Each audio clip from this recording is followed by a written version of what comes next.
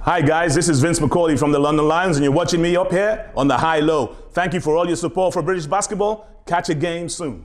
Hey, this is Coach Jay Williams here from the London City Roars. Big shout out to the High-Low. All you BBL fans, tune in.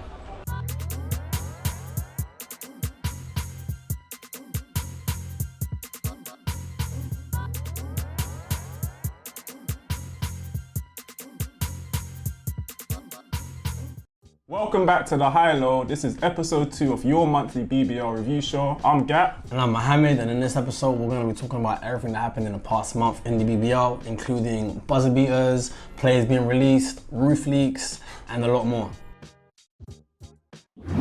So Gap, in the beginning of the month, London Lions went on the road to Leicester and they played against the Riders in a very close game, winning by just 3 points, 76-73.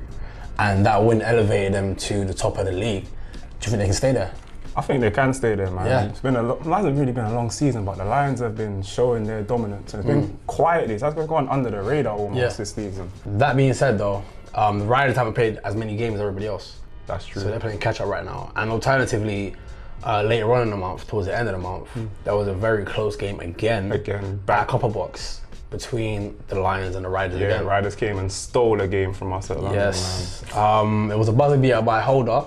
A very crazy layup. It was a very nice game. I wanted to go overtime, so we were there. Yeah, it would have been amazing if that went overtime. That was an amazing game. game. Kind of gunning for overtime at the same time. Why? It was a better game, the atmosphere, man. Nah, places to be, bro. I'm speechless, bro. I'm in awe. Like, I hope someone wins before the quarter ends, and I can't stay for overtime. That would be selfish. Just win. Do you think that the Riders could take over top of the league, or you think Lions are just going to be situated there for the rest of the time? I think the Riders have shown their worth, because this is the same setup as last year. Riders and Lions finishing 1 and 2 and then get into the playoffs finals. And history repeating itself would be cool, end up with our own little rivalry like in the States and the NBA and everything. But I think Riders, they have the potential to do it. They've proven that they can, and they're on a streak at the moment as well.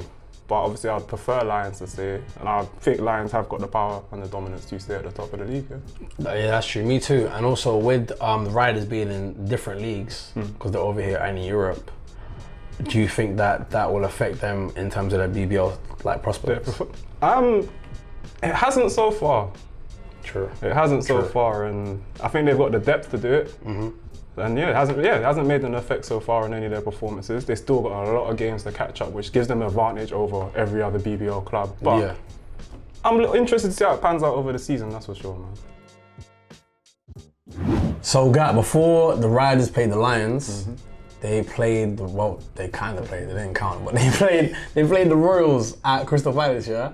And the game got locked off because of the rain. Now, the weather was terrible that day I was going to the game. Typical London, but yeah. But because Crystal Palace is an old arena. That's old. Old as hell, right? Youth games there. There was water dripping on the court. And they had one guy climbing the roof and he was trying to stop the rain, with like his mothers. Like, I was there, bro, watching it. And he was trying to stop the rain. He's some white thing, like someone outside on the roof in the rain trying to stop this little hole, and they stopped it. Yeah, that's dedication right there. The game started late, The game started late. And then they stopped the drip. We got some A-OK from the refs. The game went on and they played. There was a sick game. Ed Lucas played amazing, shot 71% from the three-point line. Yeah, man. 5 for 7, 19 points, 26 minutes. Crazy. He was going off. Stat lines, man. The atmosphere was nuts. The Royals had all the momentum. The Riders were tired. They played like 3 or 4 games in 4 days. Yeah. So the coach is trying to get this. Like, I'm there watching it. Their coach is trying to get this game locked off, like. And then unfortunately, Holder takes the drop in the 3rd quarter, and there's another drip. So this place is so old, There's a new drip, and then they couldn't fix it. So they had to cut the game off. And LVC was trying to look for his thousand points. You still tried to. We were trying to look that game, right? So they just cut off the game, and it was like Ed was playing amazing. They were gonna win. I think the Royals were gonna win that game, but luckily for the Riders, the game got locked off, so that didn't count. But what was the important game about a week or so later was when it was the Royal Revenge when Newcastle, we were both there. Newcastle came back. Wait. Newcastle came down and the Royals wanted to avenge their 50-point loss. 50-point loss. Which they did. What did you think about the game? Dominant performance. When you talk about revenge games, I ain't seen a better revenge game in the UK than that, that's for sure. It was good. From the atmosphere, the Palace, because that Palace was definitely packed on the day, that's for sure. Amazing. Orlan was hooping. 26 points. Orlan, Jules as well. Jules coming into the squad, folding into the squad. Orlan was the game MVP. 26 points, 13 rebounds and 4 steals. Like, it was dominant. Like, and obviously Jules being a signing was a big signing. The team looks so different. The chemistry looks definitely coming together. Yeah, it looks like they're coming together, man. What's the line they use? Piece by piece. Piece by piece. Yeah. That's what they were saying, piece by piece. So yeah, it's looking good for them. Cheshire Phoenix guard Lewis Sayers, 1,000 points in the BBL this month, man. He did, man, and it's big because he's pretty young as well. He's pretty young and he's a great shooter, man. So I'm not even surprised that he got 1,000 points. But on the flip side, that's a highlight of their month. That's a high of the month. A low of their month is losing 2 players. One due to not being like an actual fit in sessions. The coaching staff didn't feel he was a good fit for the team. Yeah. So I reached out to him and he's a bit confused as to why he was released. Not much explanation, but on the worst note, they lost Jamario Rivers due to recreational drug use, which obviously they do not tolerate. So they terminated his contract immediately, and they apparently are going to be signing 2 new players. We'll look forward to see who those 2 players are going to be. We had the Cup semi-final draw this month as well. So we've got Manchester against Glasgow Rocks and we've got Newcastle Eagles against London Lions. So, Mo. Kind of sucks, man. Yeah. That draw sucks. Yeah. I'd rather see the Lions play the Rocks and the Eagles play the Giants so I can see the Eagles and the Lions play in the finals. In terms of who I think is going to advance, I think the Lions are going to go to the finals. They're having a great year. And I think the Giants are going to beat the Rocks. Because they've had some surprising wins and they have the player of the month as well in Willie Clayton. So I could see them doing that. Who do you think? Do you agree? Do you disagree? I don't know, man. Having Willie on the team in Manchester, yeah, player of the month, and he's grabbing all the rebounds. Like, he's coming for every single rebound there is right now. But Glasgow, as much as having not such a great season, they are a veteran team. And they, crunch time, they do know what they're doing, man. I mean, yeah, you're a veteran team, but you're having a terrible season, man. So, I mean, 3rd last in the league. Yeah. But then again, anyone can win the cup. You know what I mean? You don't have to be the best team in the league to win the cup because they have this leg thing. Where you play a first leg and a second leg. So in the first leg, you could even draw in the second leg. You know when we're just playing football for a minute. Yeah, I don't understand. Like, it's ball, it's basketball. There's no ties. It's overtime flex. And there's no overtime flex. Thing's done. So it's like you have a leg, right? And it could be like you could like end up having the second leg and having a tied game. Yeah. And then imagine having the plan you have to win your game by 10 to win. Right. I don't understand it, to be fair. Basketball's done by overtime, but then again, a lot of teams do it in Europe and do it here too. And I understand that because obviously football's a big sport in Europe, and in the UK, but it's not football, it's basketball. So Gap, December 14th, big game, battle for London. That's next Friday. The Lions v the Royals. And obviously there's been a lot of trash talk between coaches for the actual crown of London. Who do you think is going to win this game? That's a real tough one. It's a real tough one. Who's going to win the game? Yeah. They're both stacked. But then you've got Hamilton returning on the Royals, you see. So I want to say Lions are going to win. But that Hamilton return is scary to me, man. Like, the dominant performance that they're doing already and how Matthew's scoring in the low block. Now you're going to have Matthew and Hamilton together tag teaming? I don't know, man. I don't know if the Lions have got the bigs to stop that or the bodies to stop that. You want to say Royals, but you don't want to say Royals. We're scared of your big man. Say Royals if you want to say Royals. Are the Lions paying you, bro? Say Royals if you want to say Royals, bro.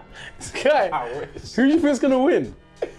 Oh man, I think London's gonna take it. Tiptoeing around this question, man. London's gonna take it. London who? London's gonna take it. What, which one? Nah, There's Royals two. are gonna. I think Royals are gonna take this game. Royals gonna win? I actually legit think Royals are gonna take this game. That's legit. For real? I think Royals are taking this game, man. See, Jarrell, should have came, bro. I think if you came, it would have started different. Man, both teams got something to prove in terms of who owns London. Yeah. Lions being the guys who've been doing it since 2012 and flying the flag, and the Royals coming into the scene now making big statements, big wins, big everything. But the Royals have more. I feel like the Royals have more to gain from this victory than the Lions do. In terms of, we are the new team. We have come into London. We've got ex-players from you guys as well.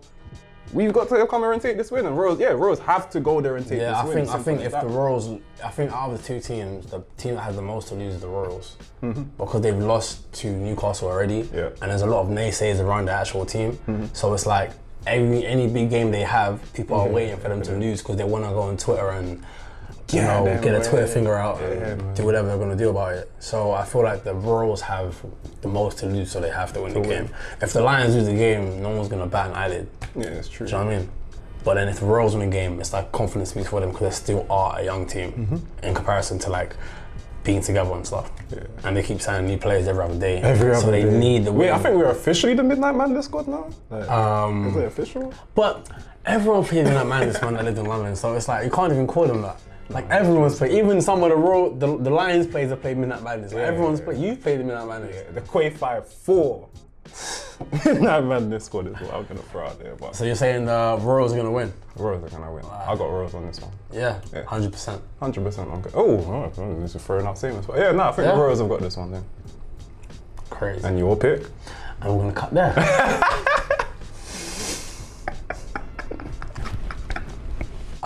We have some important back and forth between the Lions coach and the Royals coach. Kind of crazy back and forth. A lot of shots being fired at coaches, players. Enjoy.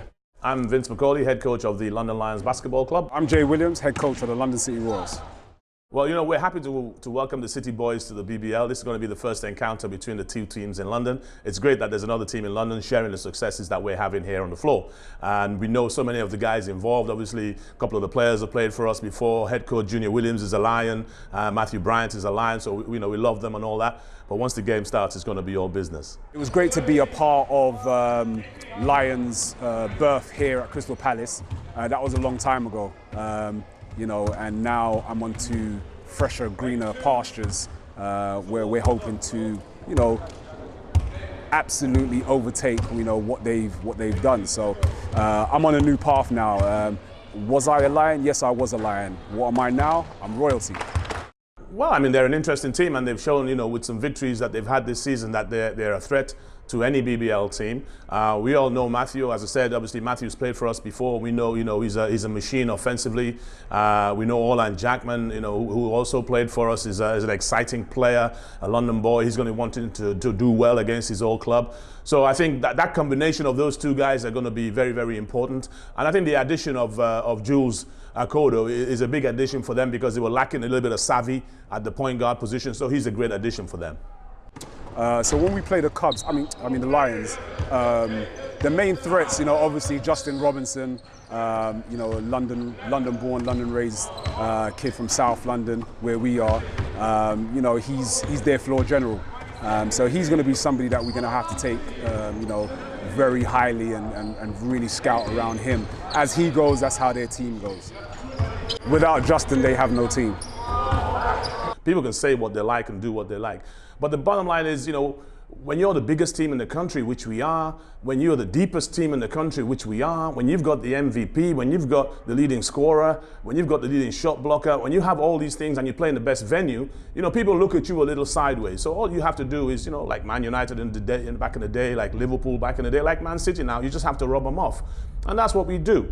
When they come in, we just beat them, whoever they are, and we move on. So that's our job, and the guys understand that. We talk about London, we talk about our squad of 13, 9 of the guys born in London. That's sensational. So we know who London's team is. What I would say to that is, good for you, well done. And in terms of why should you support the Royals, You know, listen, we're a new team, we're a fresh face. We're trying to do something big. And in terms of basketball in London, basketball in the UK, it's about having rivalries. And that's what we're bringing. We're bringing a healthy rivalry. That's just so funny. Oh, really? I mean, I have to say there is actually only one team in London, and that's the Lions. I mean, you know, until you've got an MVP from London in your team, like we have with Justin Robinson, until you're top of the league, until you actually have a winning record, I mean, come on. You know, there is no rivalry. You know, it's like having your little junior brother, you know. How can there be a rivalry with your junior brother? You love him and you want to encourage him to be successful, but there is no rivalry. I'm only here to win, nothing else. The fact that we finished second in the league, second in the playoffs, second to everything last season meant there was only one place to go. You know, we all had a meeting in the summer. What did we need to address? You know, ball handling with Jordan Spencer added to the squad from last year. We didn't lose a lot of people. Shot blocking with Kirvin Bristol added from last year. We didn't lose a lot of people. And of course, you know, the sensational Tab, you know, probably a candidate for MVP. I'm not sure which club has had back-to-back MVPs, different players. He's definitely a candidate for this year's MVP. You know, listen, MVP doesn't really mean anything until you win. So that conversation of who should be MVP or how many MVPs do you have, it doesn't mean anything to me right now. All I'm doing is I'm focusing on winning each game that comes along. If it so happens at the end of the season we're sitting, you know, at the top or close to the top, then the conversations about who should be MVP, then that's going to be a legitimate one that we can start talking about. Right now, we're 4-3. We do have a winning record, but you know, is there anything to write home about? No, not yet. But as soon as our record gets better, we start winning a lot more games on the road, at home. You know, then I'll start writing a novel about who our MVPs should be. Of course, I have a message for the London City Royals. It's going to be an ass whooping. Hope you're ready. So my message to the London Lions, is that there's a new royal family in town. And don't get it twisted. We're not here just to make up the numbers. We're not here just to, you know, please and stroke your ego. We're here to rule the jungle. Royal family, we're out. We're here with head coach Jay Williams after the London derby. Unfortunately, Royals couldn't get the win today. It was quite close throughout. What are your opinions on the game? Yeah, it was very close. 1 point at half time, we should have really gone up, you know, at half time winning. But hey, that's the way it goes sometimes. You know, we played good basketball for a half, and you know, the third quarter we kind of let it slip a little bit, and then the fourth quarter I think maybe mentally we ran out a bit of steam. So you know, it's back to the drawing board. You know, new franchise, new team. You know, guys just learning how to play with each other and how to fight through adversity, which is what we didn't do today. So back to the drawing board, learn how to fight through adversity, and we get better. We don't lose, we learn. What did you say to the guys when you were in the locker room after the game? You know, we addressed you know, some of the issues, just tactically, what we did and what we didn't do. You know, from a coaching standpoint as well, you know, you got to look yourself in the mirror and say, hey, did I do this wrong? Did I do that wrong? You know, we discussed it a little bit today. We're going to discuss it tomorrow morning. We're going to get on the floor tomorrow. But you know, the most important thing is that we move on. You can't do it on the past. It's always about, you know, getting better. As I said before, you don't ever lose, you learn. You've got to learn from your mistakes and get better time after time. That's the way that you build a club, you build a franchise, you build championship pedigree. Are there any positives to take from this game? No. Do you have anything to say on, you know, the rivalry, the build-up to the game? Yeah, I mean, listen, you know, both Vince and I have known each other for a long time, got a lot of respect for each other. You know, we lost, we take it. You know, there's not much we can say. What am I going to say right now? So, yeah, but, you know, he was very classy in winning. You know, we took it well. And, you know, hopefully the roles will be reversed when they come to the Palace. So, yes, it's a rivalry and it's good for basketball to have that, that competitive nature between both teams. And just remember, you know, it's a business at the end of the day and both teams are out to win. Okay, thank you very much. You're welcome. Under Friday Night Lights at the Copper Box, Justin Robinson. Robinson. Still doesn't Robinson. Brandon quick for three. It's beautiful! Don't ever accept no limitation. No limitation. Our time on three. 1, 2, 3. Our time!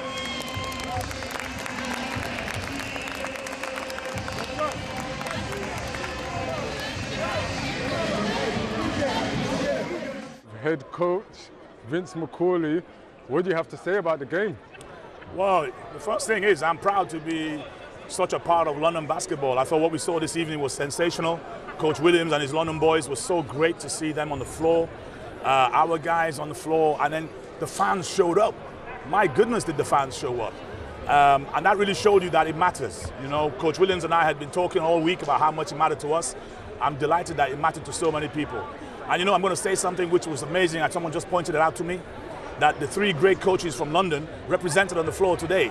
Humph Long from the guys from East London, Jimmy Rogers with the guys from Brixton, and Joe White with the guys from Hackney. I mean, that's just unbelievable in the basketball.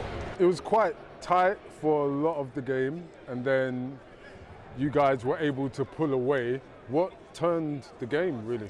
It was always going to be tight to start. First London derby, and God knows how long. Everybody knows everybody. I mean, to be honest, it was a bit like Tuesday night at UEA when we scrimmaged with everybody. But I think once we got the jitters out of our legs and we were able to actually hold on to the ball and calm down, we knew we were going to run away from them in the end. I thought holding Matthew to just 2 points in the second half was important. I thought Ashley Hamilton started like a house on fire and then kind of blew out. Obviously, we're the deeper team, the stronger team, the better team, and it was fair. Who was your MVP of the game? You know, it's tough. I mean, Justin is always our MVP for how hard he plays. You know, he hasn't practiced all week. He's had flu. He came out and the guy said, "You're going to give us the flu game." I just thought the way he bust the game there was sensational. You could just see he was a class above. And then Jordan Spencer, 17 points. I don't know how many assists. Huge. And I think people overlook the presence of Bristol in the paint. You know, when we have Bristol on the floor in the paint, teams shoot 27%. From a basketball standpoint, I just want to thank all the fans from London who came out. It was terrific to see that here at the Copper Box. We're going to do it again next year, and then we're going to be back at the Palace. Support London basketball. I just want to give a shout out to Coach Lyons from the Sheffield Sharks. They've gone undefeated this month. Yeah, in the whole month of November. The whole month of November, I've not lost. I got him Coach of the Month as well. Yeah, that shot them up to 3rd place in the standings. That's a big movement for him. Also, talking about awards of the month, we got shout out the Player of the Month. Well, our Player of the Month, not the BBL Player of the Month. Ladarius Tab. Best record in the league. Yep. He's had some great performances. The one that stood out to me was a 30 points and 14 rebounds on a 68% shooting. And obviously, you know, he's just a human highlight reel. I think he's one of the highest flyers in the league so far, man. Is the highest flyer in the league. Yeah. Not one of. I don't know what he eats, but I'm trying to, you know, trying to get someone. Hey, Tab, what are you eating for breakfast, man? Hit us up with that, man. Yeah. Also, another shout out to the Bristol Flyers, who have had a great season, and no one really talks about them. Yeah, that's true, man. I believe they're 2nd in the league. And they got 2 losses. 2 losses, yeah. And the best social media out there as well, man. Social media game is lit. Can't lie, it's lit. It's lit. A lot of BBL teams just step their social media game on, man. But take Bristol Flyers, man. That's a good example to take heed from. Man. In other news, the GB women qualified. Also, big shout out to them. Big shout out to the GB women's, man. They played amazing. They dominated whoever they played against. And also the GB men's with the win against Cyprus. The big win against Cyprus, that's the big win. That was needed after the loss before. Yeah, that Austria loss, man. Let's not talk about that, man. Yeah, let's not talk about that. I got 40 points. In the first half. He had all the points that the team had. I don't talk about that. But they won against Cyprus. Yeah. More importantly, so yeah. Shout out GB. Shout out GB. Hey guys, if you want to hit us up, ask us any questions, or want us to debate any topics on the show, hit up our Twitter and Instagram at the HIGH-LOW Ep2. And shout out our sponsors for the show today, Starting 5, UK's leading basketball teamwear and apparel supplier. We've got on the Heaven tee and Mo's got on the Border Definition tee, so hit up the website and check out the garms.